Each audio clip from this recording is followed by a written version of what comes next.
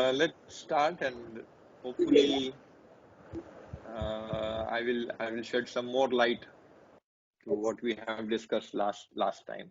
So it will make it interesting. Okay. So let's start with the summary.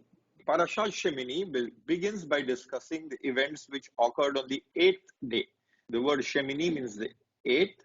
The eighth day, the day of the inauguration, after the 7 day ordination service in the Mishkan. So 2 weeks ago, because last week we didn't have the Parashat Shavua, we were in Pesach, we finished by, and we will be bringing that material also when we will be studying this, the 7 day ordination ceremony to make the Kohanim fit or holy so that they can serve in the temple, right? So that was a 7 day ceremony, and this is the eighth day after that 7 day. That's why it's called the eighth day. So after the 7 day ordination service in the Mishkan. On this day, Aharon and his sons are finally installed as Kohanim in an elaborate service. Aharon and his sons follow Moses' instructions and offer sacrifices so that God will forgive the people. Aharon blesses the people, and the presence of God appeared to all the people, and a fire descends miraculously to devour the sacrifices on the altar. Seeing this, the entire nation shouted and fell on their faces. Aharon's sons, Nadav and Abihu, took their pans and put fire in it and offer incense to God and are consumed by a divine fire. God forbids Moses, Aharon, and his surviving sons from mourning, but commands the rest of the people to do so.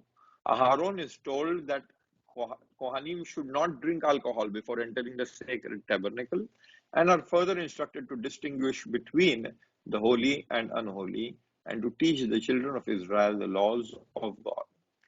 Laws of kosher food are given to distinguish between pure and impure animals, birds, fish, fowl, and insects. So basically, this is the summary of the Parashat Shemini that we are going to read on Shabbat. In fact, I could have elaborated on the kashrut laws of kosher food, but if we have time in the end, maybe we will go into some of the aspects of it. But let us start with the mysterious death of Nadav and Abihu. Okay. So our material, our parasha is in the middle column over here. Okay. And the information that I am going to teach to you, I myself learned this idea. I mean, a lot of times in the yeshiva, there is a concept called intertextuality that the Torah uses. I mean, it's a modern word for us to understand, but what intertextuality means is common words and sentences that are used in one place reflect a different idea in the Torah. So, using that principle, what the Torah does is sheds light on either this or that text by what is happening. So, I am going to present three intertextuality concepts which are related to our parasha today, and we will be able to then shed light into our parasha and in the other areas where other scripture that I am bringing in. So let us focus on the middle text. The middle text, really, I have started from last week's parasha, and it goes into our parasha. But as I mentioned earlier, the 7 days of Miluim, 7 days of ordination of the Kohanim is what the parasha starts with. So we will look at that. You shall not go outside the entrance of the tent of meeting for 7 days. That's what was in the 2 weeks ago, the parasha before this one. Until the day that your period of ordination is completed. For your ordination will require 7 days. Everything done today, the Lord has commanded to be done for 7 days, to make expiation for you. So this is written on the first day of the ordination. They did the same sacrifices, the same same rituals every day to get to the 7 days to or to do the ordination of the 7 days ceremony. They repeated the whole process. You shall remain at the entrance of the tent of meeting day and night for 7 days, keeping the Lord's charge, that you may not die, for so I have been commanded. So Moshe is saying, so I have been commanded, that you will stay at the entrance of the tent of meeting. So what is the tent of meeting? That Kodesh, that area where we have the menorah and the showbread table, right? And inside is the incense altar. Everybody remembers this, right? So that is on the inside. It is covered with a covering, different layers of covering, right? That is the tent of meeting. That is what is called the tent of meeting now. And they are outside the camp where you have the Mizbeach, we have the altar, and we have a water source where they wash their hands and feet before entering. So that is the area that they were contained in for 7 days. They couldn't move inside the Kodesh nor come out of the place. 7 days they are over there. And Aaron and his sons did all the things that the Lord had commanded through Moses. Let's continue. Now starts our Parashat Shemini. Parashat Shemini starts with Vahi Bayom HaShemini. Kara Moshe le'Aharon u'banav u'leziknei Israel. On the 8th day, Moses called Aaron and his sons and the elders of Israel. Aaron lifted his hands towards the people and blessed them. Now this, I'm sorry, but I have taken a jump. After this, there is a whole elaborate sacrifices. Sin sacrifices, guilt sacrifice, shelamim, peace sacrifices on the 8th day. So all that I have not brought down, but there are elaborate sacrifices that are happening throughout the day on the 8th day. Then what happens is, finally, after the sacrifices are slaughtered and the blood is sprinkled on the altar and whatever they need to do ritually is done, Aharon lifted his hands towards the people and blessed them, and he stepped down after offering the sin offering, the burnt offering, and offering of well-being. Aharon then went inside the tent of meeting. When they came out, they blessed the people, and the presence of the Lord appeared to all the people. So they knew this. Once they start the inauguration, what will happen is that the Hakadosh Baruch Hu's presence, the Shekinah, will descend on the tent. And that's exactly what happened. Fire came forth from before the Lord and consumed the burnt offerings and the fat part of the altar. So outside where the altar was, and there was burnt stuff was being burnt over there, but being burnt slowly with regular fire, right? So what happened was the fire came out from the insides of the Kodesh or from the top of the Kodesh, wherever they could see the descent of the Shekinah, and it came and hit the altar and consumed all the offerings that were burning over there. And all the people saw and shouted and fell on their faces. People saw, shouted, screamed, because this was such an awesome happening in front of them. And then they fell on their faces when they saw the Shekinah. There was nothing. That's how the automatic response to seeing HaKadosh Baruch Hu. Then what happens? Now Aaron's sons, Nadav and Abihu, each took his fire pan, put fire in it, and laid incense on it, and they offered before the Lord alien fire, which he had not enjoined upon them. And fire came forth from the Lord and consumed them. Thus they died at the instance of the Lord. Then Moses said to Aaron, "This is what the Lord meant when he said, 'Through those near to me I show myself holy and gain glory before all the people.'" And Aaron was silent. Moses called Mishael and Elzaphan, sons of Uzziel, the uncle of Aaron, and said to them, "Come forward and carry your kinsmen away from the front of the sanctuary to a place outside the camp." They came forward and carried them out of the camp by their garments as Moses had ordered. So this is that episode which at the pinnacle, at the highest point where we have the Shekinah descent into Israel, this unfortunate happening uh, kills Nadav and Abihu, and it is sort of a very enigmatic thing. Why did this need to happen? What is the point when Hashem is saying that I gain glory by such a thing? And those people who are closest to me, right? So, a lot of Mefarshim have tried to explain what is it happening. Kabbalistically, they say that something was amiss. The Shekinah, it was sort of the end of the day, the Shekinah was not descending. And that's why Nadav and Abihu decided to take it into their hands and did whatever they did.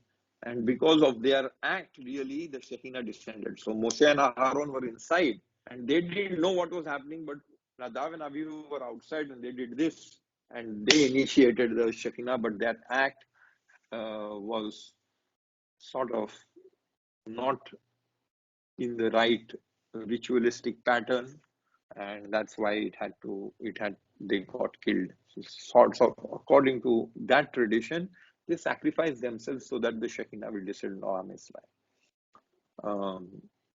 There are so many other opinions. Immediately after this, you will see that Aaron is instructed that you should not do your service intoxicated with wine or other alcohol, other intoxicants.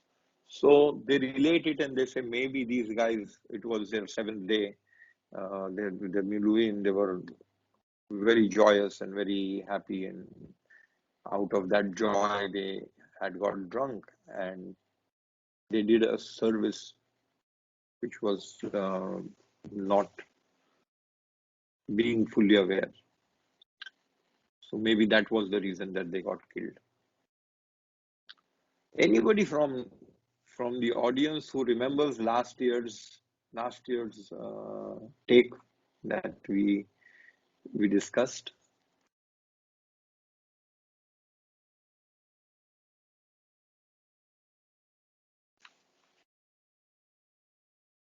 Nobody remembers, or maybe they were not even.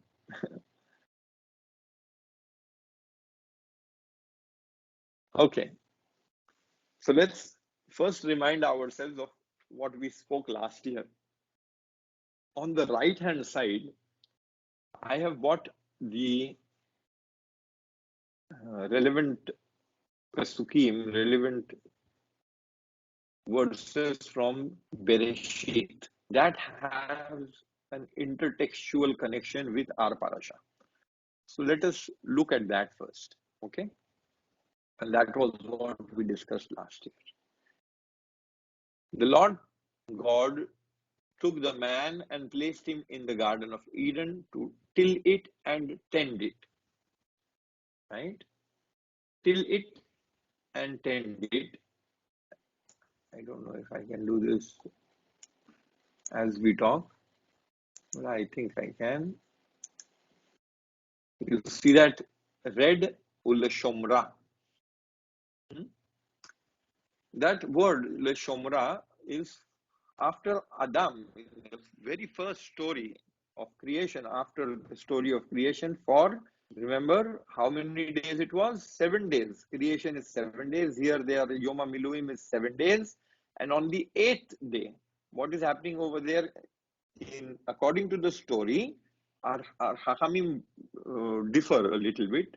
They believe that the fruit from the Gan Eden was eaten on the sixth day itself. Okay, but the story is related to us after relating to us that God rested on Shabbat, right? So we don't really, if we go according to the pattern that is set out by the Torah, it is the eighth day, right? After Shabbat, the next day after Shabbat, this is also going to happen. What happens over there? First of all, Gan Eden was a place where God placed him to till it and tend it. So, the Shomra means to tend. In our parasha, we will see, if we go back over here, you can see my cursor. You shall not go outside the tent for 7 days. That is one requirement. Then it says, כאשר עשה ביום הזה, ציווה אדוני לעשות לכפר עליכם, ולפתח אוהל מועד תשבו. At the entrance of the אוהל מועד you shall sit, יומם ולילה, day and night, 7 ימים, 7 days, ושמרתם את משמרת אדוני. And you shall, what does that mean? ושמרתם, and you shall, shomer is, how does it say in the English? Keeping the Lord's charge or preserving the Lord's charge. But the word shomra is the same word that God uses for Adam to preserve or to tend the Gan Eden, right? To tend Gan Eden. So you have a parallel over here. That is what we are looking for, intertextuality. The word shomra. So if you find one word, it is really not such a big deal. So let us see how many more such patterns we can find out. So this is really the second pattern. We said on the 7 days of creation and then Shabbat, and on the 8th day, as it is mentioned in the Torah, it is after the Shabbat. So it is obviously the 8th day that this is happening. On the 8th day, Moses called Aaron and his sons and the elders of Israel. Parashat Shemini, again 8th, after Shabbat, after the 7. Then Aaron lifted his hands towards the people and blessed them, and he stepped down and offered the sin offering. Over there again, you will see creation story is full of blessings, and God saw that it was good and God blessed it. I have missed that probably. That pasuk I have missed, but again, another intertextuality. In that story, you will again see that God blessed the work of his hand, whatever he had created, at the end of 6 days. So here you see that at the end of this 7 days of Miluim, Aaron lifted his hands towards the people and blessed them. Then Aaron went inside the tent of meeting and came out. They blessed the people again. So they went, once he blesses outside, then does the sacrifices. Then again he gives another blessing. And then, then he goes inside the tent of meeting. Down there in the holy area. And the presence of the Lord appeared. And the descent of the Shekinah happens. Then they came out and blessed the people. But just before that, what does Aaron do? He blesses the people. So again, intertextuality, we have another idea, blessing, after the first idea of 7 days. And the other idea of shmira, of to preserve or to take care of. Then what we see over here, then the woman saw that the food is good for eating and a delight to the eyes, and that the tree was desirable as a source of wisdom, and she watikach mipirio, and she took of the fruit, Vatochal vatiten, and she ate and she gave. Gamle Isha, that is her husband, Ima vayochal. So there is a taking and a giving. She took and she gave. What do we see with the sons of Aaron and who? That is, they took Bene Aaron Nadav ve'Avihu ish machtato ve'itenu, and they gave. Vahen esh. So in English, it is now Aaron's sons Nadav and Abihu each took his fire pan and put in fire in it and laid incense on it, and they offered, they gave before the Lord alien fire, which he had not enjoined upon them. Not enjoined upon them, Asher lo tziva otam, right?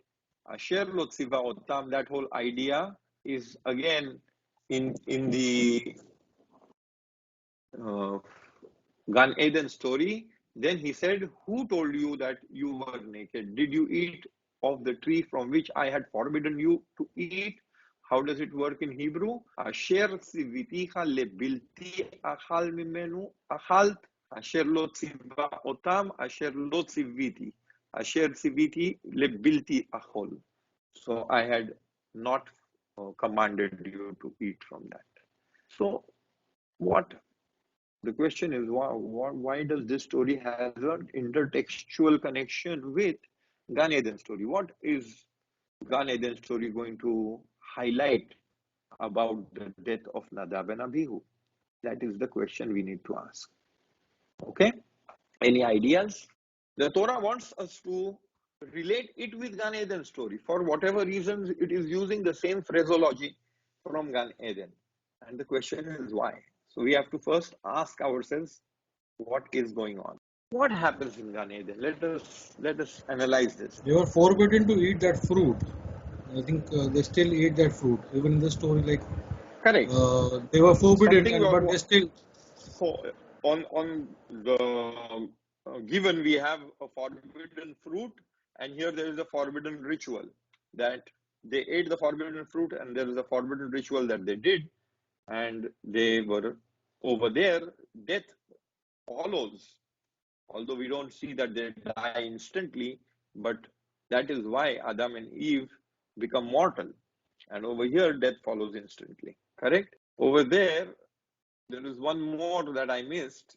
Or are there two? No, this is the last one.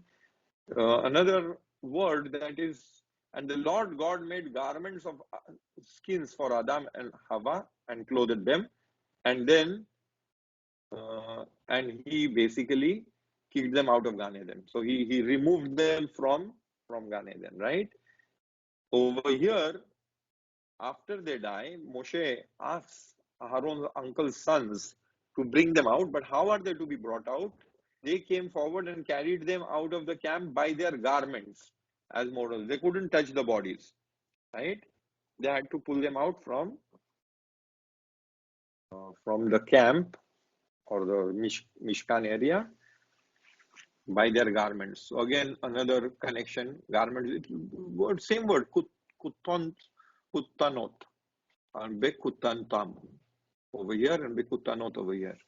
The same word is used to highlight a connection. So we understand, yeah, over here something forbidden was done, over there something forbidden was done.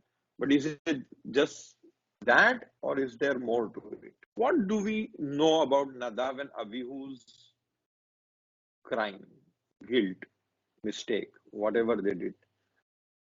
What do we understand? I, in fact, mentioned that Kabbalists believe that they sacrifice themselves so that the Shekinah will come down. There is some idea in the Kabbalah that there has to be something of this sort to really descend the Shekinah, which was not happening for whatever reason. No one wants to analyze, go inside, have some shot at it. Joshua, this is Jeremiah. I remember. You remember. Please go ahead. What do you remember? So it was that they had gone beforehand on Mount Sinai. They had been Oh, that is not among the what you people. remember. That is not one second. That is not the intertextual connection with Gan Eden. That is the intertextual connection with Sinai. We will come to that in a minute. We are not even opened that box as yet. I'm asking intertextual connection with Gan Eden. No, you go on. Okay, you are one step before me. Before we go to the second half of the class, let's just make some revision of the last class. See, Gan Eden was somewhere where Adam wanted to be like God, right? So that's what was the whole lure from the snake. What did it say to Adam and Hava? That you will be like God, knowing everything, right? So that is what really lured her into being like God, is what was her motive to eat from the fruit. But by eating from the fruit, they lost their whole standing wherever they were, and they were sent out of Gan Eden and they became mortal, right? This same motive of being like God, right, is a very deep psychological player in human consciousness, right? The fact is, because all of us contain something, the neshama that God blew into us is godly. So I am not even talking about Yetzer Hara now. Yetzer Hara's work is Yetzer Hara's work. It is going to lure you and it is going to build you an ego and it is going to build you. We have studied this over so many classes, right? Where Yetzer Hara is going to get you involved in in how to satisfy your desires and how to run after pleasure and how to uh, create a um, me, a concept of me, correct? But at a consciousness level, we have a different player or motive deep embedded inside us that really makes us run. Even that is why we got the Yetzer Hara included in ourselves. And what is that major player? That major player in our consciousness, which is neutral really, but it is a major motive, is to be like God.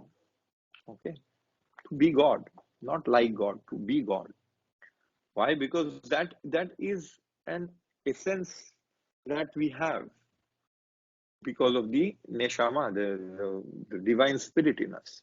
So when a person wants to, you know, feel power or feel in control or feel dominating and uh, and all such things, right? Or feel that he knows things and understand everything. The real motive is coming from there, which fires or which fuels the whole thing that we want to be like God. But the only problem is that we misunderstand this whole motivation and take it um, like Nadav and Abihu. Let us see in there, or like uh, Adam, and that is why there is this intertextual connection between them, because there is a misunderstanding of our main motive for life.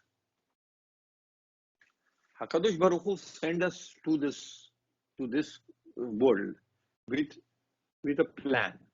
And the plan was that we want to bring his uh, uh, consciousness, his uh, recogn- recognize him as the creator over here. Yeah. So all the mitzvot and all the acts and all the spiritual striving that we have should be in a way how to bring the Shekinah down to the earth, right?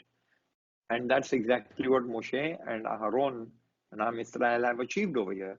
But at that point, when the Shekinah descends on the world through Am Israel, there is one aspect that Nadav and Abihu action show us that goes against that grain.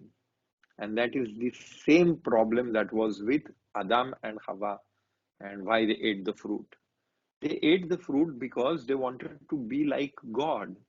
Nadav and Abihu also sort of, when they saw the descent of the Shekinah, wanted to be God. They wanted to be one with God.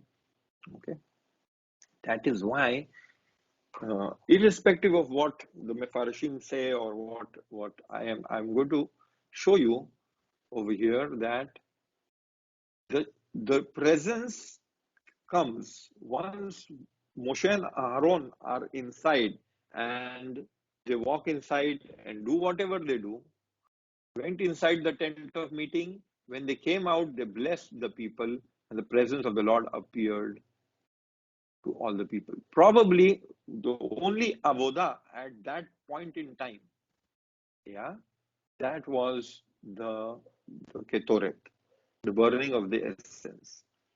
Where is it done? It is done in front of the Kodesh HaKodashim on the golden altar, which is for the. So that is probably what they went and did, but it doesn't say that they did it. So could be that they wanted to do this only after the presence descent. Presence. They knew that the presence. They were Nevi'im, right? So the presence was going to descend, and they wanted to do this. Only after that they wanted to do this. But for once the presence descended, right? They are still inside, or they come out. They no, they when they came out, they blessed the people, and the presence of the Lord appeared. Then, so they are now outside the Kodesh HaKodashim, and the presence has come out. They even see the fire come out from it, and they consume the burnt offering and the fat parts on the altar. All that was there laid out. And was already burning. It was with fire. But at that point, for whatever reason, we don't know, Nadav and Abihu took their fire pans and they are wanting to give this ketoret, the incense. Now we will come to Jeremiah. He already referred to us to the incident that probably happened about a year ago, when just after the taking of the Ten Commandments, right? Immediately after the Ten Commandments, Moshe Rabbeinu is asked to come up, and if you remember, we said there was a signing of a covenant, sort of. So that's when we will see that Nadav and Abihu were named with their names. Bring Nadav and Abihu. Then Moses and Aaron, Nadav and Abihu, and 70 elders of Israel ascended. I will go into details a little later, but let us at least look at the major parallels over here also. So Nadav and Abihu are mentioned by name. And what happens? Vayru et Elohe Israel. And they saw the God of Israel. Under his feet, there was the likeness of the pavement of sapphire, like the very sky for purity. And we have learned this also in detail. So they saw that under HaKadosh Baruch Hu's feet, there was something of the likeness of sapphire. Yet, he did not raise his hand against the leaders of the Israelites. But these people saw Hashem, and they beheld God and they ate and drank. So HaKadosh Baruch Hu really allowed them to have a nevuah, a prophetic experience where they were watching HaKadosh Baruch Hu's presence. And once they did that, then they ate and then they drank. Moses come up to me on the mountain and wait there, and I will give you the stone tablets with the teachings and commandments which I have inscribed to instruct them. So Moses and his attendant Joshua arose, and Moses ascended the mountain to God. So now these people, 70 elders, Nadav, Abihu, Aharon, Joshua, and Moses, right? They are all on one of the slopes of the mountain. Halfway they have ascended. That's where everybody gets a prophetic vision. They have seen some kind of preparation for HaKadosh Baruch Hu. Then Moshe is asked to come in. To the elders he said, wait here for us until we return to you. You have Aaron and Hur with you. Let anyone who has a legal matter approach them. So everybody, Aaron and Hur, was with the 70 elders, and they were instructed, if anybody has any legal queries, whatever needs to be done, they will guide them. When Moses had ascended the mountain, the cloud covered the mountain. Then what happens? The presence of the Lord abode on the Mount Sinai. Now they are on a slope. Above them, at the peak of the mountain, they see the presence of the Lord, right? They can see the HaKadosh Baruch Hu Shekinah has descended over there. And the cloud hid it for 6 days. And cloud hid this presence for 6 days. On the 7th day, he called to Moses from the midst of the cloud. And on the 7th day, so Moshe has gone again. He is between these people and the Shekinah itself, somewhere in between. And then the Shekinah calls him after 7 days. So again, there is something about the 7 days period that now Moshe Rabbeinu is basically at the tent or the gate of the tent, sort of. Over here, there were 7 days waiting at the gate, right, to get themselves initiated or ordained, right? Over here, Moshe himself had to wait for 7 days. And on the 7th day, or rather 6 days maybe, and on the 7th day, he was called inside the cloud. Now the presence of the Lord appearing the sight of Israelites as a consuming fire on the top of the mountain. Now they could see that Moshe is walking into fire, because that is what it is. Now the presence of the Lord is appeared as a fire to them, consuming fire. Moses went inside the cloud and ascended the mountain, and Moses remained on the mountain for 40 days and 40 nights. And then we know what happened after that. But if you look at the intertextual connections over here. So Nadav and Abihu are called with their name. Moses alone shall come near the Lord, but the others shall not come. Right? We went through all this. Moses went and repeated all the people. Now this is earlier. Moshe is instructed. Then Moses comes to the people. They are still below. Right? I went back now. Moses then wrote down all the commandments. Then he designated some young men, and they offered burnt sacrifices and sacrificed bulls and freewill offerings. Moses took one part of the blood and put it in the basins, and the other part of the blood, and he dashed against the altar. They don't have any Mishkan as yet. So over here, Moses is doing the Kohen's job. And he is the only place that Moses does this is over here, and at the beginning of the ceremony when they are being initiated. So the same thing is happening. Moses took one part of the blood and put it in the basin, another part of the blood and dashed against the altar. Then he took the record of the covenant and read it aloud. He took the blood and dashed it on the people. This is the blood of the covenant that the Lord now makes with you, concerning all these commands. Then Moses and Aaron, Nadav and Abihu, 70 elders of Israel ascended. After this, they ascend.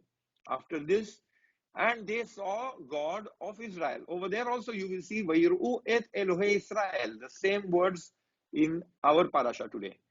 And yet he did not raise his hand against the leaders of the Israelites. They beheld God and they ate and drank. Over in our parasha, he did raise his hand against them when Nadav and Abihu did whatever they did. So that is the contrast. But over here, it goes out to tell you that Hashem, although really in our case it should never have happened, but over here it could have happened. Why? Because they didn't have a framework, where people who are not initiated, people who are not Nevi'im became Nevi'im, people who are not initiated, God saw God, and there is no framework to preserve them, and yet Hashem did not kill them. That's what it means. But now, in our case, they had a framework. But unfortunately, that framework, these two guys went beyond the framework, and that's why they got fried. They got killed. The Lord said to Moses, "Come up to me on the mountain and wait there." Now what happens? So Moses and his attendant Joshua, Moses ascended the mountain. To the elders, he said, "Wait here for until we return to you." The intertextual in blue, the connection. The presence of the Lord appeared to all the people. We saw that. Fire came forth from before the Lord and consumed the burnt offering. But over here, they just saw that Moses ascended in the fire, right? We had mentioned the presence of the Lord abode on Sinai. In the seventh day, he called to Moses from midst the cloud, a consuming fire. You see that? Esh ochelet be rosh har be'nei Israel. So, what is the intertextual connection between that episode when just after giving the 10 commandments, what we are seeing here, the Torah itself is making a commentary on what happened. What happened is Nadav and Abihu at one point had a nevuatic, had a prophetic experience. Nadav and Abihu were at the foot of the mountain, halfway with Moshe, Aharon, and the 70 elders. And they had seen HaKadosh Baruch Hu in a prophetic vision.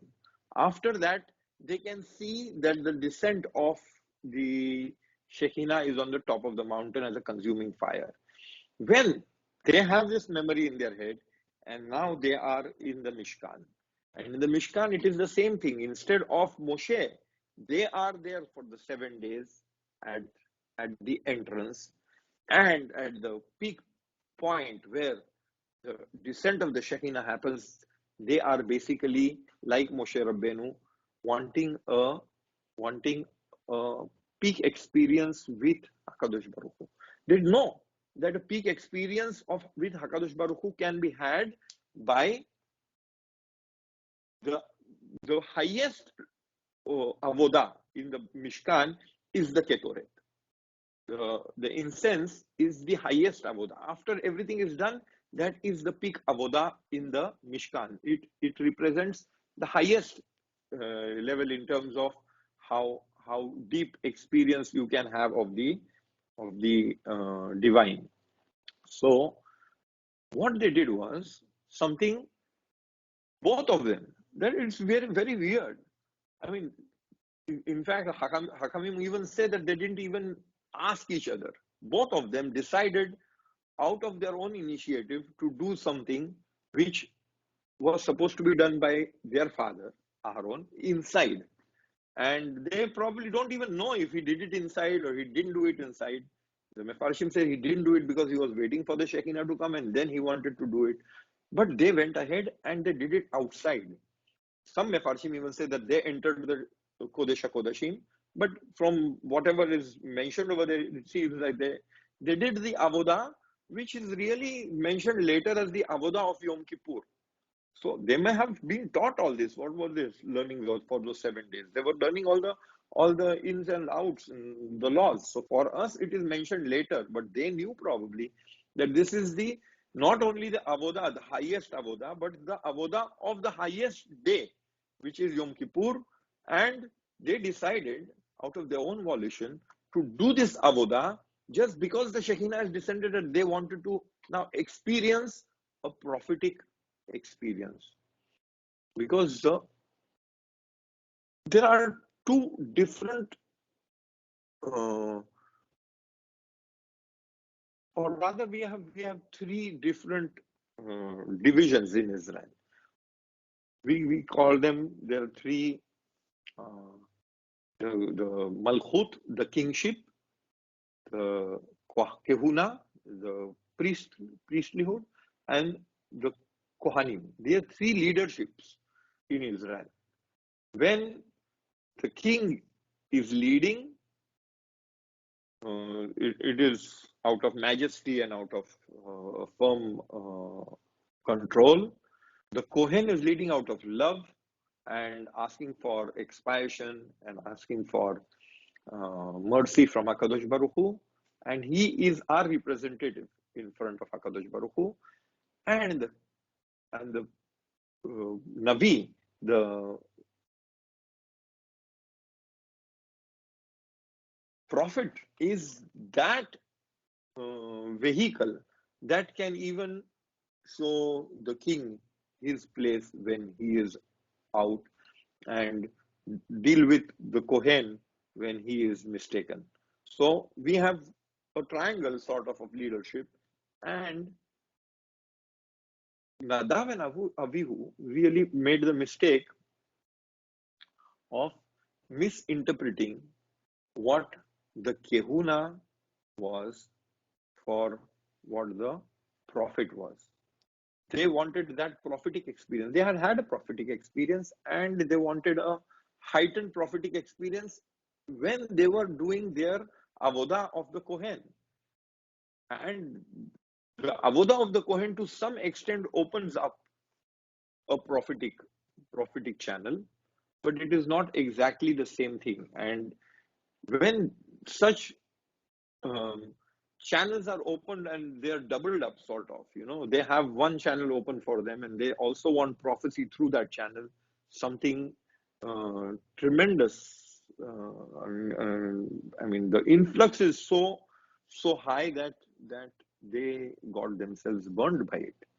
Okay, so these three intertextualities tell us one idea, and the one idea is the prophetic experience is the experience of me feeling one with HaKadosh Baruch Hu. Okay, that is the highest prophetic experience. A prophetic experience could be that I can see HaKadosh Baruch Hu from afar. Yeah, but as I grow in my prophetic experience, there is some way that I can feel one with HaKadosh Baruch Hu and understand that I am nobody and nothing, and only He is everything. That is what is Shema Israel Adonai Eloheinu Adonai Echad. That, keeping that in mind, right, we have to tread very slowly, because even though HaKadosh Baruch Hu is one, and even though that is deep truth, His intention is for us to remain rooted on our planet, rooted, not divorced from Him, but with Him. So when we want to experience Godness, when we want to experience that aspect of being one with HaKadosh Baruch Hu, the channel is both Adam as well as Nadav and Avihu. Both these times, what was their mistake? One felt that he could eat the fruit and be like God.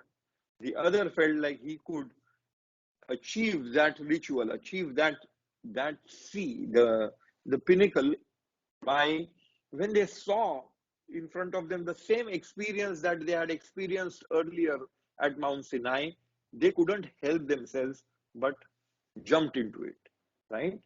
And they wanted to become one with HaKadosh Baruch Hu, giving up their lives over here. But their lives over here matter. It cannot be that HaKadosh Baruch Hu created them just so that they will find their oneness with Him and finish themselves. The oneness with Him needs to be found. The oneness with Him needs to be re-established, but from a different channel. And that is what then the parasha moves on to. The parasha goes to teach us ideas. One idea, for example, is when you are doing your avoda, right? You should not be intoxicated. What is that idea? Why is the Torah coming out and saying that if a person is intoxicated, he cannot do? Maybe he will be in his senses that he is doing the proper things. He won't mess it up. But the whole concept of the avoda in the Beit HaMikdash is that your awareness goes higher and higher. Your consciousness becomes more and more awake. That you become more awake to your consciousness, right? And intoxicants basically tend to dull you, right?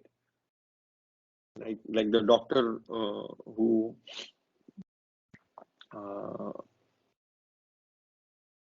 said, no, I'm completely confident, but somebody has to have a surgery, and he's no, I just need one peck, you know, so I feel confident that I can do this.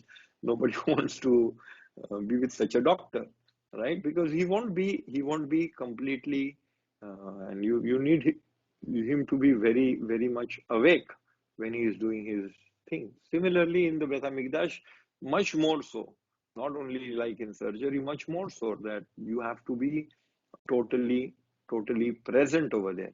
So, one is that you have to align yourself. Hakadosh Baruch is giving us techniques over here, what he wants us to achieve when we want to run with that same motive of becoming one with Hakadosh Baruch Hu.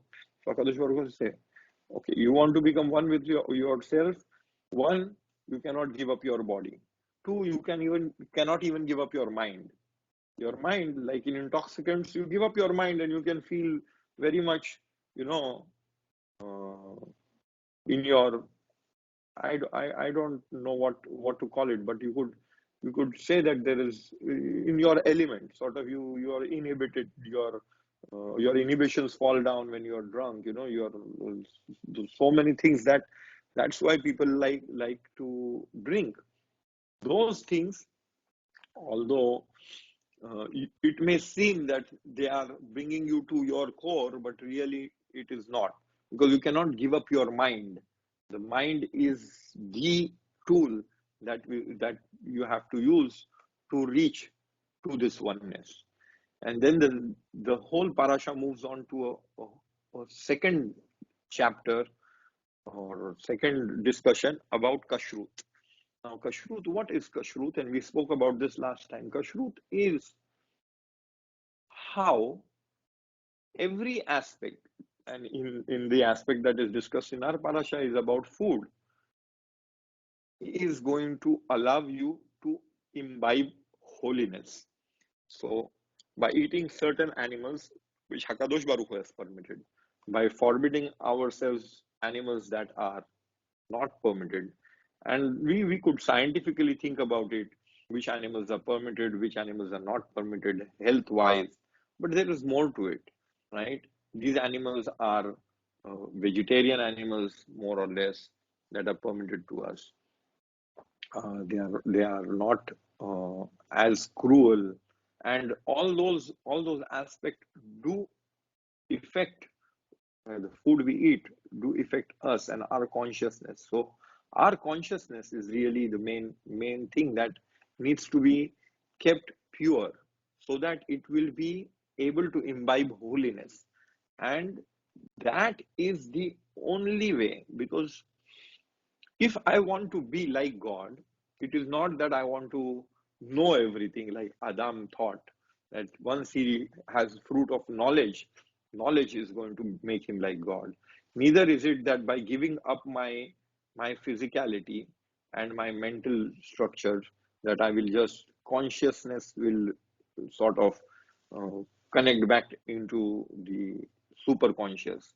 Not that. That is not how I uh, um, what is the word? I become one with God. The only way that we want to do it is using our consciousness, raising our consciousness, and making it holy. That because God is holy, if we create an atmosphere where we will be holy, then we will be able to relate with HaKadosh Baruch Hu. And as I said earlier, it is not about me going back into his realm, but bringing him into my realm so that I bring the Shekinah down in the Beth HaMikdash, but I have to be in a elevated level of consciousness, elevated level of Kedusha, of, of feeling that you are holy. And that aspect is the only aspect that is going to allow me to cleave with HaKadosh Baruch Hu. And when I cleave with HaKadosh Baruch Hu on his terms, not my terms, that is when I will be able to bring his influx into the world. So these are the ideas from our parasha. If anybody has any more additional ideas from what we have been studying, please share them. And if any questions, please go ahead. Okay then, no questions. I guess everybody is clear about what we have been discussing. Thank you very much. It was a pleasure. See you next Thursday. Thank you, Thank you, Rabbi. Bachcha Joshua. God bless you. It was very You're nicely welcome. explained. So there no question arises only. And it was Thank so well. you. Yes. Yes, Bachcha. Thank, God thank bless you, you. Rabbi. Thank Thank you, you, Mr. Rabbi. All the Ellis. best to you. God bless you. And Thank you. Thank Shabbat you. Shalom. Shabbat Shalom and Mevorach.